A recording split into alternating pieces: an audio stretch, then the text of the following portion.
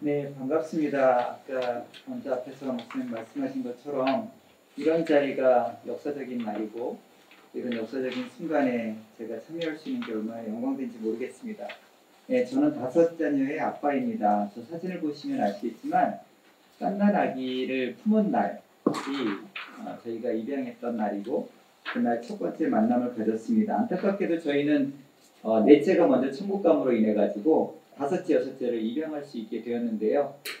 그렇지 않았다면 저도 과연 입양에 관해서 이렇게 용기를 내볼 수 있었을까 싶을 정도로 우리나라의 입양은 척박한 것 같습니다. 이게 재작년의 사진입니다. 애기들하고 같이 그 교회 저희가 교사로 있는데요. 놀면서 보시다시피 쌍둥이들 아주 잘 크고 있고요. 친생자와 양자가 전혀 차이가 없습니다. 저도 입양하기 전에 굉장히 걱정했던 부분이에요. 제가 똑같이 사랑할 수 있을까? 근데 살아보니 전혀 차이가 없습니다.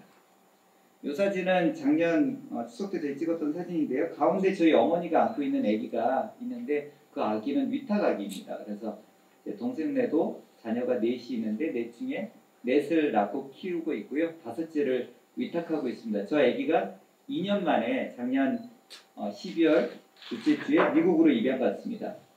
그러고 나서 뭐 상당히 지금도 어렵고요. 마음이 어렵고 그래서 그 다음 아기를 이제 또 위탁할 준비를 하고 있는데 그것에 대한 필요도 뒤에 나누도록 하겠습니다. 이렇게 저희 가정의 소개를 넘기도록 하겠습니다. 표를 보시면 그 입양이 무엇일까 우리나라에서 보면 놀랍게도 조선 초기에 세종대왕께서 제중원이라고 해서 또 이런 그 당시에 그 고아원이죠. 고아원을 운영했던 기록이 있습니다. 근데 조선 후기로 가서 보면은 이 동네에 부모가 없는 아이들, 부모와 단절된 아이들의 삶은 정말 끔찍하고 그 동네의 노비가 되었다고 합니다. 그 외에는 6.25 문화권에서는 가문을 잇는 입양이 있었을 것이고요. 한국전쟁 이후에 수많은 전쟁 고아들은 해외 입양을 가게 되는 그런 또 길이 있었습니다. 그럼에도 불구하고 저 표 위에 보시면 입양 가정이 25만 명으로 추산이 됩니다. 6.25 전쟁 이후에 한 100만 명의 고아가 시설을 지나갔다고, 그러니까 시설을 통과했는데요. 부모가 있거나 없거나 100만 명이 넘는다고 하는데 그 중에 입양된 아이가 25만 명, 그리고 보육시설에서 퇴소한 아이, 그러니까 부모가 없는 아이가 75만 명입니다. 그렇게 그 상당히 많은 아이들이 우리나라에 그렇게 부모와 단절돼서 자라고 있었는데 2000년 전까지는 대부분이 비밀 입양이었습니다. 대한민국에서는 입양이 공개적이게 굉장히 터부시 됐죠. 뭐 머리 검은 짐승 이런 단어 써가면서 터부시 됐었고요. 2000년 이후, 그러니까 1999년에 스티브 모리슨이라고 하는 그 한국에서 미국으로 입양 간 장로님이 세운 단체가 한국 입양 홍보회고요. 그것을 통해서 공개 입양 운동이 시작됐습니다. 그것이 현재까지 이어지고 있지만 그럼에도 불구하고 유보호 아동의 시설 보유율이 가장 높은 나라가 대한민국입니다. 이거는 OECD 국가뿐만 아니라 어느 나라를 봐도 대한민국처럼 많은 아이들이 시설에서 자라는 경우가 없습니다. 이게 도대체 무엇은 문제일까? 참 뒤로 가서 보시면 아시겠지만 근데 더 놀랍게도 지금 많은 경우에는 지금 입양 대상 아동들 다 입양되고 있다 문제 없다라고 하는데요. 시설에 있는 아이들, 지금도 시설에 있는 아이들 26,000명의 그 가출 청소년 8만 명의 그 배경을 보면 이번에 정인이 사건으로 안타까운 죽음을 봤던 것처럼 대부분의 원인이 가정 학대이고 학대여서 부모로부터 도망 나왔거나 분리되어 있는 아이들인데 친권이 살아있기 때문에 입양 대상도 되지 않습니다. 그러고 그냥 시설에 있다가 나와서 어찌 보면은 거의 20배에 가까운 자살률을 보이고 있고요. 서른 되기 전에 여성 같은 경우에는 거의 60%가 넘는 성매매율, 그리고 남자도 50% 이상이 중범죄자가 된다고 합니다. 그게 대한민국의 현실입니다.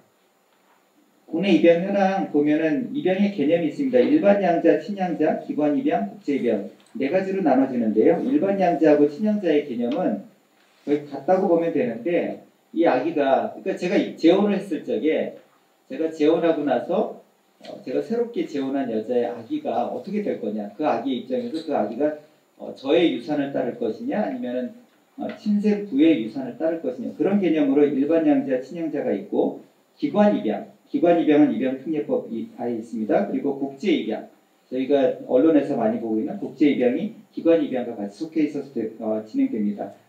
중요한 것은 일반 양자, 친양자가 민법으로 진행이 되는데요. 여러분 이번에 정인이 사건 빼놓고는 대부분 민법에서 사고가 납니다. 자신네들 입양하고 나서 파용률이 40%라며 그러고서 막 저희들한테 이야기하는 그 내용 들어가서 보면 그게 입양특례법 입양이 아니라 민법 입양이라는 거예요. 그래서 다들 뭐 콩쥐팥쥐 아빠 뭐 이렇게 얘기하듯이 그런 그 희한하죠. 그 재혼을 하고 나서의 그 먼저 아기를 받아들이는 것은 저희들 표현으로 극복의 대상이라고 표현을 하고요. 입양은 부부가 같이 마음을 먹고 가슴으로 낳았기 때문에 그것은 사랑의 그 결과라고도 사랑의 대상이라고 이야기를 합니다. 그래서 실질적으로 그 입양특례법에 의해서 입양된 아이의 파용률은 1%가 안 됩니다. 1% 안 되는 얘기도 들어가서 보면 뭐 부모가 죽었거나 사고가 있거나 이혼했거나 그런 경우고 대부분의 입양의 사고는 이번에 정인이 사건 빼놓고는 거의 민법 입양에서 나온다고 봅니다.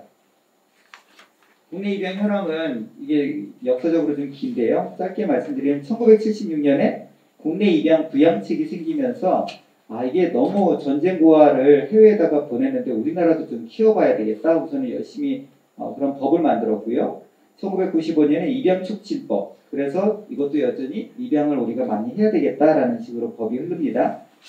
그런데 2011년에 입양특례법 전부 개정안이 발의가 되는데요. 이게 그 민주당의 최영희 의원이라고 이분도 급진패미 중에 한 분이세요. 그래서 그분이 아이들의 알 권리가 침해됐다. 그래가지고서는 입양특례법 전부 개정안을 넣으면서 그 합으로 출생등록이라는 것을 넣게 됩니다. 출생등록을 넣게 되면서 굉장히 낙태가 급증하게 되고 아까 그 이종남 목사님이 하시는 그 베비박스의 아동들의 수가 늘게 됩니다.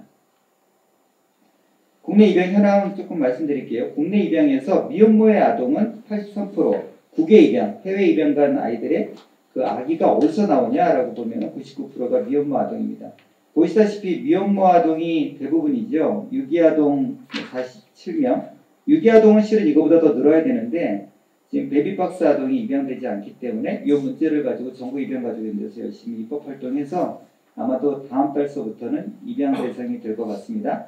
결손가정 이 아동 보시면 지금 미혼모 아동이 100%네. 그래서 급진패민들이 막 이렇게 데모를 하는 거예요. 미혼모 아기들을 다 데려다 키우니 입양을 막아야 된다라고 이야기를 하시는데 아까 말씀드린 것처럼 미혼모 아동이 입양 대상이기 때문에 그렇습니다. 근데 미국 같은 경우에는 아까 학대된 아이들 그러면 시설이 없으니까요. 분리된 아이들은 다 입양 대상 아동이 돼야 되거든요. 그렇게 됐을 경우에는 입양 대상 아동이 지금도 입양이 안 돼서 남지만 굉장히 많은 아이들이 입양 대상이 되고 이 비율은 훨씬 줄겠죠.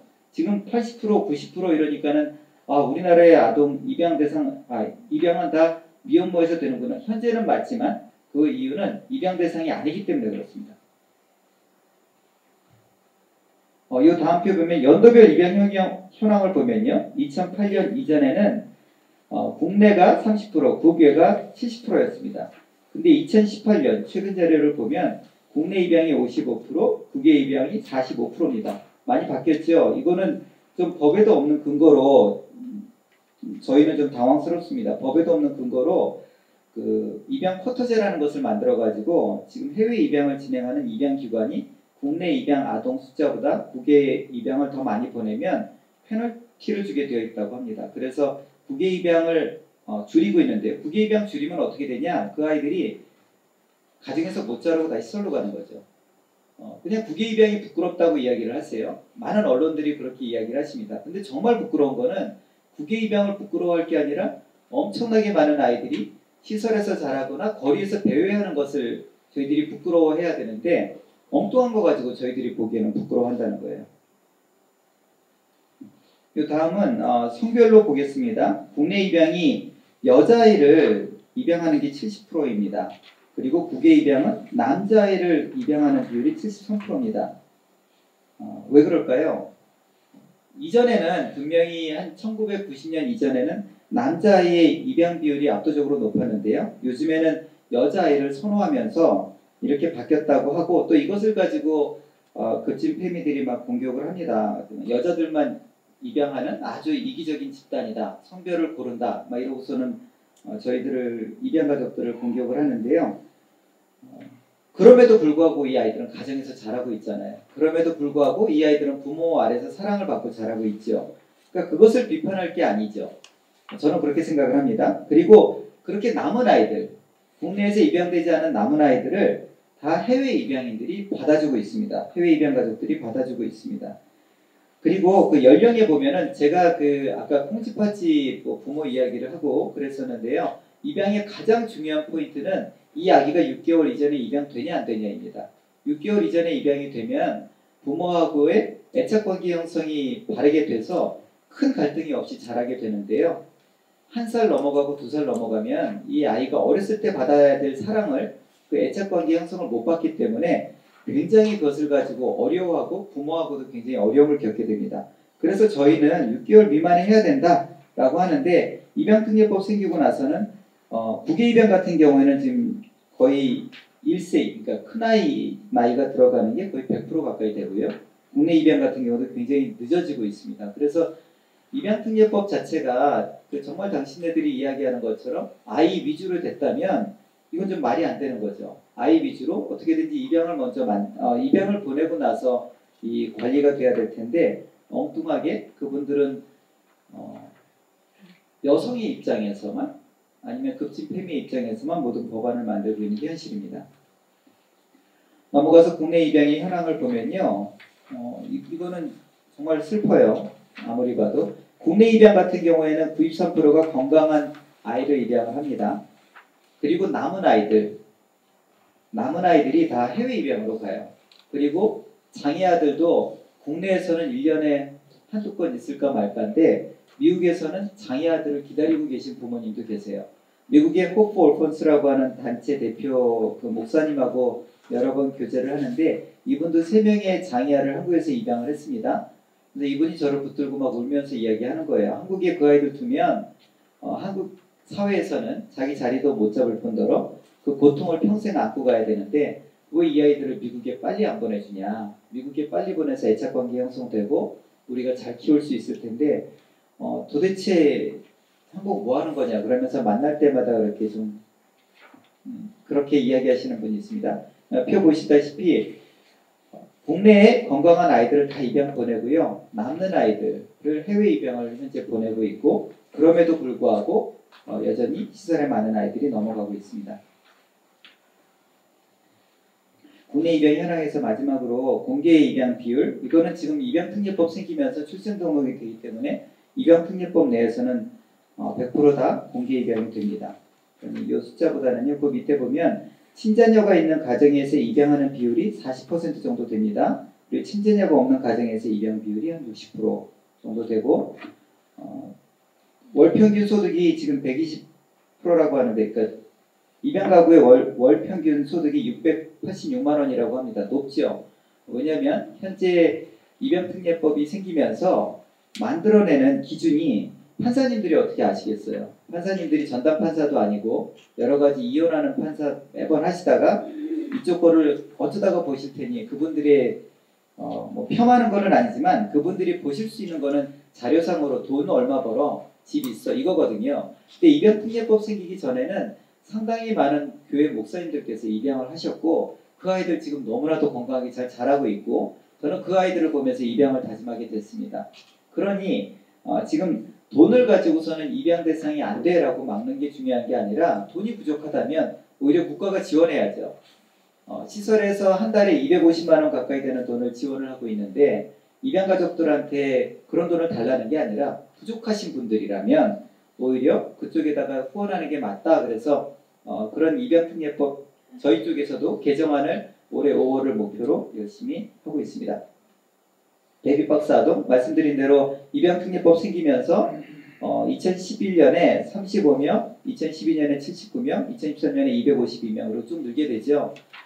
이 당시에 또 재미있는 숫자가 요보 아동이라고 하는 그 입양 대상 아동의 숫자가 급격히 줍니다. 그래서 저희들 예상으로는 다 낙태했겠구나, 낙태 숫자가 굉장히 높구나라고 예상을 하고 있고요.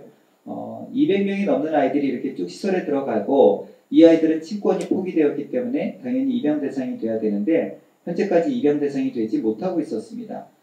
이것도 정말 말이 안 돼요. 그래서 이런 것들에 대해서 저희 이 법을 만든 급진 페미 그분들한테 막 이야기를 하면 소소한 희생은 감당해야지라는 표현을 씁니다. 그래서 어떻게 하나의 생명을 가지고 이 피해를 감당한다는 이야기를 하느냐라고 하면서 그동안 수년간 부딪히고 있는 내용 중에 하나입니다. 여전히 20대 국회 때도 저희들이 입양특례법 개정을 저희들이 바랬고 저쪽에서는 입양특례법을 더 강력하게 만들겠다. 그래서 생모의 핸드폰 번호도 다 오픈하고 모든 정보를 오픈하겠다. 그 말은 지금 현재 갖고 있는 공개 입양 개념이 아니라 개방 입양. 그래서 아이를 생모와 양부모가 같이 키우겠다라는 개념인데 지금도 이렇게 입양 가족이 없는 나라에서 그렇게 급진적으로 확대했을 적에 과연 누가 입양을 할 수 있을까? 이번에 그 대통령께서 말씀하신 입양 가족들 사후 관리 더 철저히 해서 정말 자주 방문시키겠다. 입양 가족들이 살고 있는 집 주변에 있는 가족들을 탐문하고 그 조사하는 것을 의무화하겠다. 제 옆집 사람들이 저를 계속 쳐다보는 거죠. 우리 애가 잘 크나 안 크나를. 그런 것들을 의무화하겠다라는 이런 모든 법들을 말씀하셨던 건데 실제로 지금 진행되고 있습니다. 보건복지부에서 지난주에 지금 현재 2회 방문하던 걸 4회, 6회로 늘리겠다라고 이야기를 하고 있어요. 그러면 그렇게 한번 생각해 보세요. 저희 집에서 애 키우고 있는데 느닷없이 공무원들이 들어와서 애 막 이렇게 뒤집어 보고 잘 크나 안 크나를 보면 이게 키울 수 있을까? 그런 환경이 과연 진행이 될까? 지금도 말씀드린 대로 우리나라는 입양 가족이 없는 상태에서 촉진하고 홍보해도 될까 말까 한 상황에 입양 가족들을 이번에 하나의 사건으로 잠재적 학대자로 몰고 가고 있죠. 그런 것들이 저희들은 입양했기 때문에 입양 가족들은 항상 이야기합니다. 우리는 이미 다 가슴으로 낳았으니 괜찮아. 근데 시설에 있는 아이들은 어떡하지? 이 아이들의 부모는 누가 되어주지? 하는 것들이 참으로 저희들의 마음을 안타깝게 합니다. 기독교 입양운동의 방향성이라 그래서 이 말씀 적었는데요. 그 내용은 성경 말씀과 그런 배경들은 앞에서 이미 이상원 교수님께서 또 말씀을 해주셨고 제가 시간이 부족해서요. 그것은 적어놓은 것으로 읽도록 하겠습니다. 그냥 성경 66권은 딱 한 단어로 줄이라 라고 하면 입양 가족들은 그렇게 이야기합니다. 입양이다. 입양 이야기다.